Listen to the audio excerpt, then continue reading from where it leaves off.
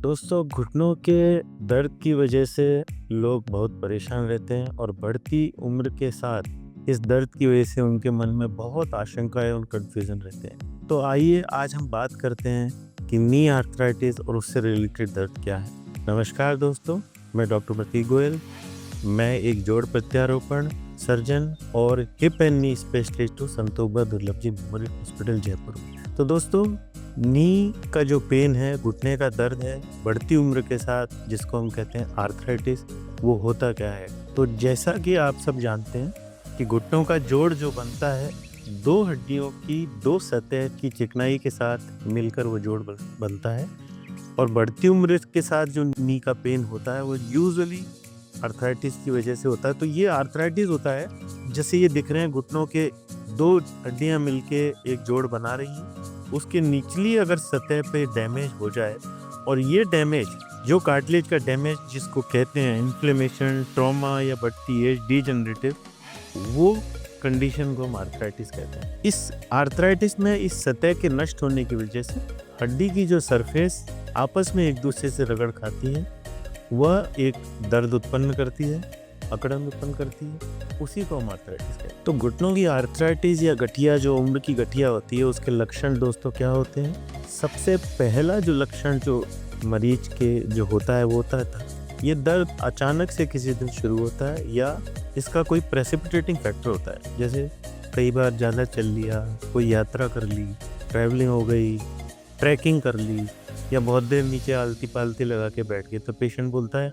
कि मेरे साहब उस दिन से शुरू हो गया। वो उस दिन से शुरू नहीं हुआ, वो बहुत टाइम से चलता आ रहा है, इस कारण से वो उसका दर्द बढ़ गया। क्यों? क्योंकि उसके अंदर आर्थराइटिस ऑलरेडी है। तो ये धीरे दर्द होता है जो धीरे धीरे बढ़ने लगता है। सुबह उठने में अकड़न रहती है, शुरुआत में ये थोड़ी देर रहती है। जैसे ही पेशेंट अपना हाथ पैर हिलाता है, थोड़ा सीधा करता है, अंगड़ाई लेता है, थोड़ा पैर चलाता है, ये अकड़न थोड़ी कम हो जाती है। जैसे जैसे दिन चढ़ता है, धूप में गर्मी आती है, चलने में परेशानी होती है, उनको चलने में लोग महसूस करने लगते हैं कि आप थोड़ा लंगड़ा के चल रहे हैं, धीरे धीरे ऐसा करने लगते हैं। तो उस टाइम ये शुरुआती लक्षणों में आर्थराइटिस के जो है देखने को मिलता है। धीरे धीरे घुटनों के एक हिस्से में आर्थराइटिस ज़्यादा होगी, जिसको मीडियल आर्थराइटिस कहते हैं। घुटनों में टेढ़ापन आ जाता है।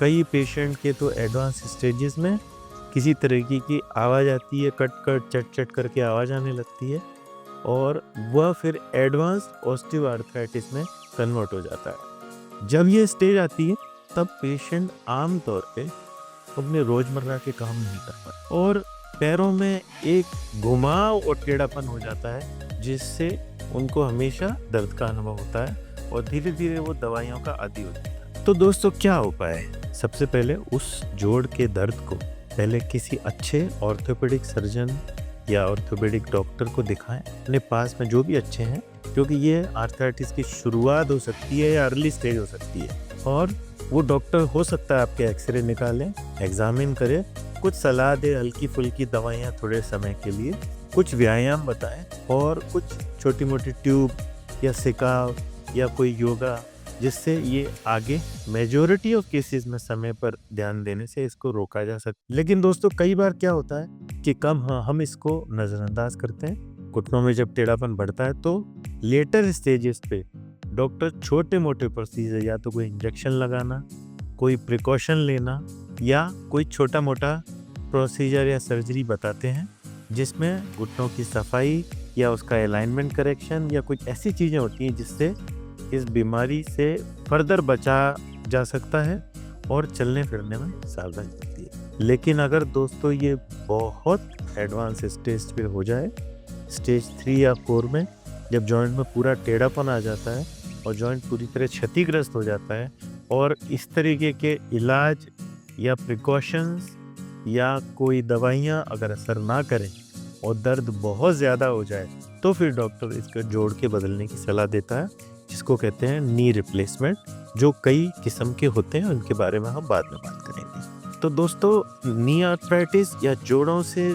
संबंधित कोई और परेशानी के बारे में अगर आप कुछ जानना चाहते हैं या मुझसे कुछ उम्मीद रखते हैं, तो कृपया कमेंट बॉक्स में लिखें।